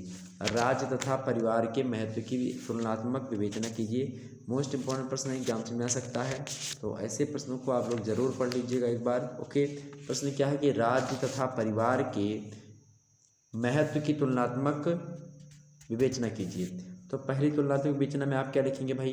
पहली चीज़ ये कि परिवार जो होता है, मतलब कि अंतर ही बोल सकते हैं, परिवार सामाजिक नियंत्रण का एक अनौपचारिक साधन होता है। सामाजिक नियंत्रण का परिवार जो होता है एक अनौपचारिक साधन होता है, जबकि राज्य एक औपचारिक साधन होता है। दूसरा, इन दोनों में क्या अंतर है कि परिवार अपने सदस्यों पर नियंत्रण रखने के लिए प्रथाओं, रीति रिवाजों, लोकाचारों, सुझावों, हास्य और व्यंग, पुरस्कार, धर्म, इन सभी का सहारा लेता है परिवार अपने सदस्यों पर नियंत्रण करने के लिए। जबकि जो राज्य होता है वो कानून का सहारा लेता है, अदालत का, पुलिस का, जेल का, सेना का, दंड का, इन सभी के माध्यम से अपने नागरिकों पर नियंत्रण रखता है। तीसरा, इन दोनों में तुलनात्मक अध्ययन ये है कि परिवारों के द्वारा सदस्यों पर व्यक्तिगत ढंग से नियंत्रण रखा जाता है, क्योंकि परिवार के सदस्यों में परस्पर मानसिक लगाव और प्रेम भी होता है। स्वयं परिवार के सदस्य भी बड़ों की आज्ञा मानना एवं नियंत्रण में रहना पारिवारिक कल्याण की दृष्टि से आवश्यक मानते हैं। जबकि राज्य द्वारा लादा गया नियंत्रण व्यक्तिक होता है, कानून के सम्मुख सभी समान होते हैं और व्यक्तियों के आधार पर दंड में भेद नहीं किया जाता है। राज्य के द्वारा लागू किए जाने वाले नियंत्रण में मानसिक लगाव जैसी कोई बात नहीं होती है, उसमें राज्य में कोई ऐसी व्यवस्था नहीं होती है। चौथी बात यह है कि परिवार की अपेक्षा राज्य द्वारा लादे गए नियंत्रण का क्षेत्र विस्तृत एवं व्यापक होता है। वर्तमान समय में जो राज्य व्यक्ति के सभी पक्षों से संबंधित व्यवहारों को नियंत्रित करने लगा है। पांचवा, इसका बता सकते हैं अंतर कि परिवार व्यक्ति का समाजीकरण करके भी नियंत्रण रखता है। इस रूप में परिवार नियंत्रण की प्राथमिक संस्था होती है, जबकि राज्य की बात की जाए तो राज्य नियंत्रण की एक द्वितीयक संस्था होती है। ओके, तो ये कई चीज़ें थी जो हमने आपको बता दी। आगे देखते हैं अगला प्रश्न। अगला प्रश्न और करके दिया है कि सामाजिक नियंत्रण के औपचारिक साधन क्या हैं बताइए। सामाजिक नियंत्रण के औपचारिक साधन क्या हैं बताइए। मोस्ट इंपॉर्टेंट प्रश्न है भाई, सामाजिक नियंत्रण के औपचारिक साधन क्या हैं, फटाफट से बताने का प्रयास करेंगे। सामाजिक नियंत्रण के औपचारिक साधन, औपचारिक साधन, औपचारिक माने होता है कि जो है तो कानूनी रूप से साधन है, ठीक है, जो एक प्रकार से ठीक है। तो औपचारिक नियंत्रण सामाजिक नियंत्रण का वह प्रकार होता है जिसकी स्थापना राज्य सरकार एवं किसी औपचारिक संस्था के द्वारा निश्चित नियमों के माध्यम से व्यक्तियों एवं समूहों के व्यवहारों को नियंत्रित करने के लिए की जाती है। ये चीज़ होती है आपकी सामाजिक नियंत्रण के औपचारिक साधन। उनमें पहला क्या होता है सामाजिक नियंत्रण का औपचारिक साधन में? पहला आपका होता है कानून। कानून के द्वारा जो होता है समाज में नियंत्रण रखा जाता है। उनके सदस्यों के जो व्यवहार होते हैं गलत न करें इसके लिए दंड प्रावधान किया गया है। दूसरी बात यह है कि राज्य भी सामाजिक नियंत्रण का एक औपचारिक साधन होता है। किसी व्यक्ति पर अगर नियंत्रण रखना है तो राज्य रखता है, उस पर नियंत्रण रख सकता है औपचारिक रूप से। तीसरा साधन होता है औपचारिक जो है नियंत्रण का समाज में पुलिस व अदालत। पुलिस भी औपचारिक नियंत्रण का प्रमुख साधन है। पुलिस जिन लोगों को कानून विरुद्ध कार्य करने पर पकड़ती है उन पर अदालत में मुकदमा चलता है और उन्हें दोषी पाए जाने पर उन्हें दंड दिया जाता है। जुर्माना, कैद, मृत्युदंड, इन सभी तक की सज़ा हो सकती है। ये चीज़ें हैं। चौथा साधन हो सकता है आपका औपचारिक जेल या बंदी गृह। जब कोई व्यक्ति गलत कार्य करता है इसके कारण उसके बाद में उसको क्या किया जाता है, जेल या बंदी गृह भेजा जाता है। तो उससे बचने के लिए लोग जो हैं समाज के नियंत्रण में रहते हैं। ऐसा कार्य नहीं करते कि जो समाज के द्वारा मतलब कि राज्य से बाहर हो, ठीक है। तो औपचारिक साधन ये है। और आप बता सकते पांचवा, स्कूल, कॉलेज या विश्वविद्यालय, ये सभी क्या हैं, औपचारिक नियंत्रण मतलब कि औपचारिक नियंत्रण के साधन है। शिक्षा मतलब कि सामाजिक नियंत्रण के औपचारिक साधन है। तो ये आप बता सकते थे। अगला प्रश्न आपके समझिए 6वां नंबर, सामाजिक परिवर्तन के विभिन्न कारकों का उल्लेख कीजिए। सामाजिक परिवर्तन के विभिन्न कारकों का उल्लेख कीजिए। बढ़िया प्रश्न एग्जाम्स की दृष्टि से आ सकता है परीक्षा में। फटाफट से वीडियो को लाइक और शेयर करिए जितने भी लोग देख रहे हो। चलिए सभी लोग फटाफट से वीडियो को लाइक और शेयर करेंगे फटाफट से जितने भी लोग देख रहे हो। और एक बार 10-10 व्यक्तियों के पास प्रत्येक व्यक्ति शेयर करेंगे ताकि जो है सारी बातें क्लियर हो सके और आसानी से हम एक मुद्दे को समझ सकें।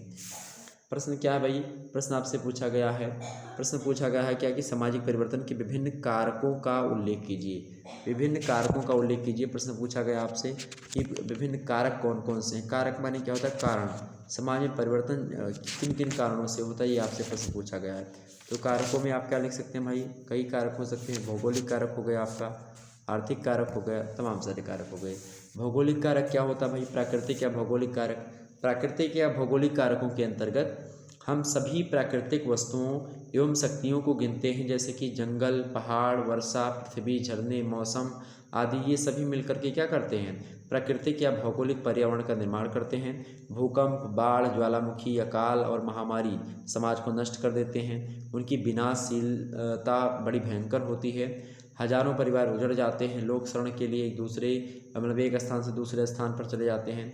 1962 ईस्वी में ईरान में, 1976 में ग्वाटेमाला में, 1970 में आंध्र प्रदेश में, 1975 में आप देखेंगे बिहार में, उत्तर प्रदेश, राजस्थान में ये तमाम सारे भूकंप आए। उनमें हज़ारों लोगों को जो है बेघर कर दिया, स्त्रियों को विधवा बना दिया, हज़ारों की संख्या में बच्चों का अनाथ कर दिया।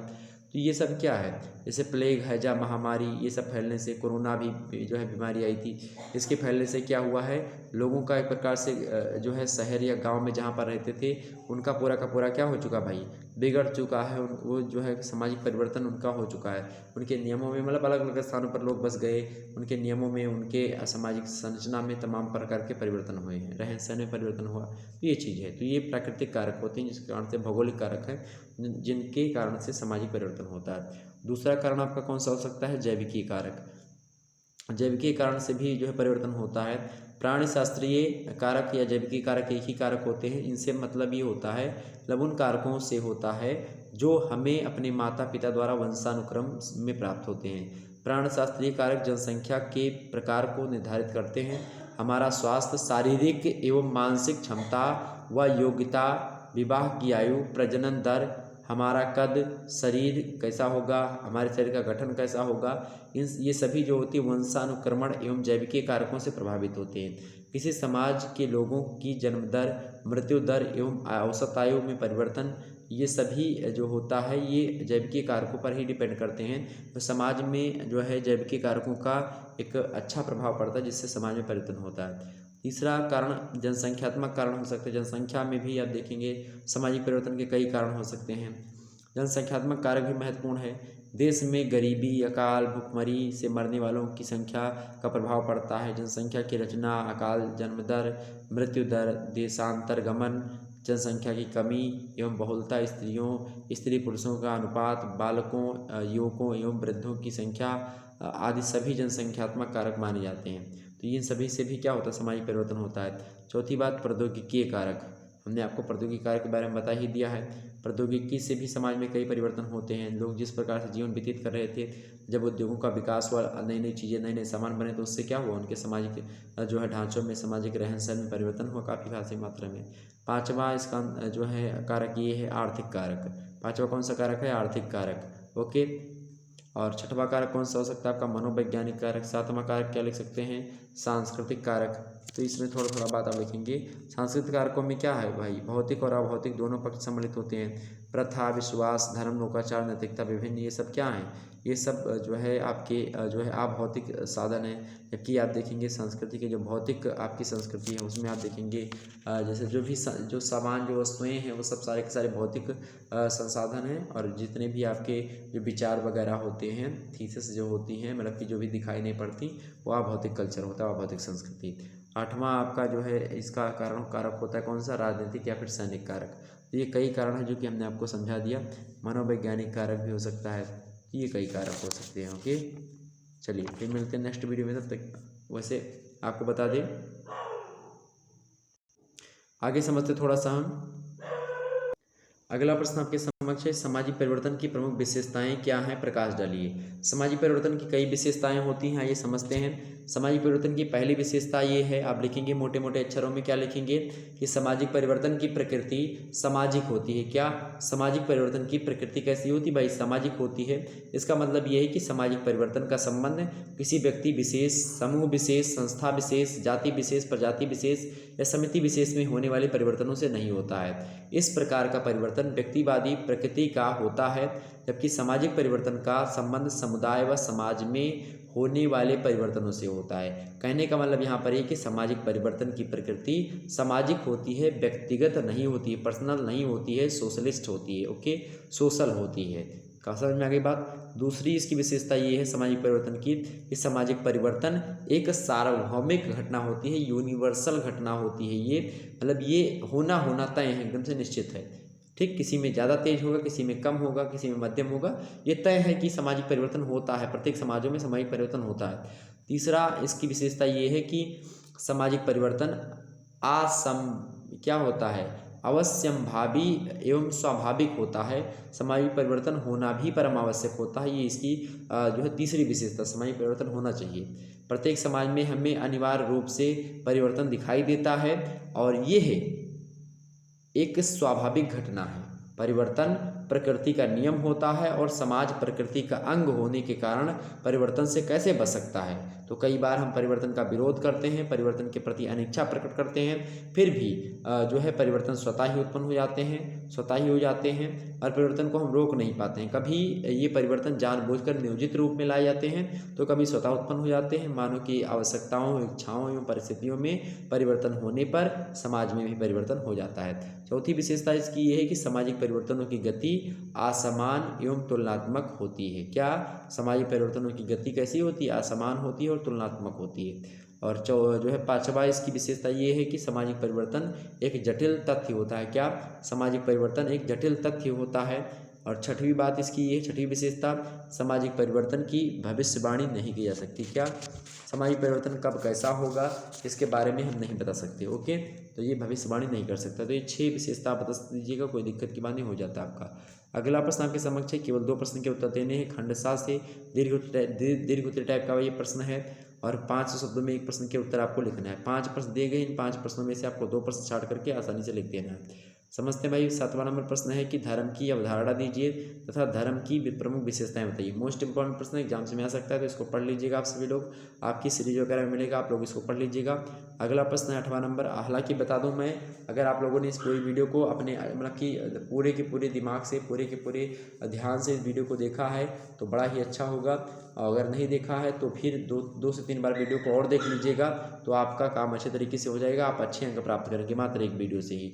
और बाकी अगर आपको डिटेल से देखना है तो आप हमारे चैनल के प्लेलिस्ट में आप तमाम सारे पेपर 2 की वीडियो और पेपर 1 की वीडियो देख सकते हैं। ओके, शिक्षा सामाजिक नियंत्रण का एक आधारभूत आधार है। क्या शिक्षा सामाजिक नियंत्रण का एक आधारभूत आधार है। ये कैसे, इस जो है इसको सिद्ध कीजिए। मोस्ट इंपॉर्टेंट प्रश्न एग्जाम से आ सकता है। अगला प्रश्न 9वां नंबर प्रश्न देखेंगे। जैविकीय कारक से आप क्या समझते हैं, डार्विन के सिद्धांत की व्याख्या कीजिए। मोस्ट इंपॉर्टेंट प्रश्न है। जैविकीय कारक मतलब कि सामाजिक परिवर्तन के जैविकीय कारक से आप क्या समझते हैं, डार्विन के सिद्धांत की व्याख्या कीजिए। जैविकीय कारक वगैरह के बारे में हमने खूब समझा दिया, आपको देखिएगा पूरे के पूरे कारण के बारे में एक चैप्टर 1 चैप्टर 2 इस प्रकार से आपको मिलेगा, पूरे टॉपिक का नाम भी लिखा हुआ होगा। ओके, अगला प्रश्न 10वां नंबर प्रश्न है। उद्विकास के मतलब उद्विकास से आप क्या समझते हैं, सामाजिक उद्विकास के विभिन्न स्तरों की व्याख्या कीजिए। मोस्ट इंपॉर्टेंट प्रश्न है, पढ़ लीजिएगा इसको, एग्जाम्स में जरूर आएगा। अगला प्रश्न आपके एग्जाम से बन सकता है। 11 नंबर देखेंगे। परिवार सामाजिक नियंत्रण में अपना किस प्रकार योगदान देता है, स्पष्ट कीजिए। तो परिवार सामाजिक नियंत्रण में किस प्रकार से योगदान देता है, व्याख्या करने के लिए पूछा गया आपसे।